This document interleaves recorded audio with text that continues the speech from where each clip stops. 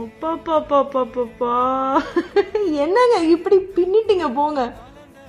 What a day, what a day, what an experience it was election அன்னைக்கு.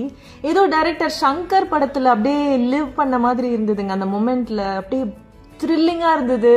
அந்த vibe, அந்த அந்த very, அந்த ட்ரஸ்ட் நீங்கள்லாம் வந்து அண்ணா மேல காமிக்கிறது, நம்ம எல்லாருமே வந்து அந்த அந்த லவ் அண்ட் பேஷன் அன்னைக்கு காமிச்சது வந்து நிஜமாவே அதுவே அவருக்கு ஒரு பெரிய வெற்றி தான் நான் நினைக்கிறேன்.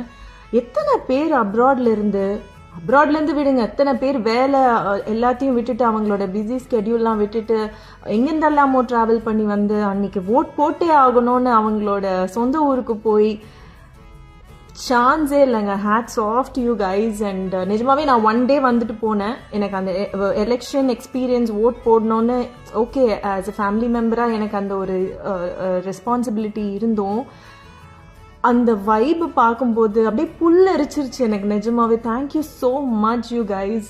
And I think May 4th வந்து நமக்கு தெரியும் தமிழ்நாடோட ஃபியூச்சர் எப்படி இருக்க போகுது அப்படின்னு.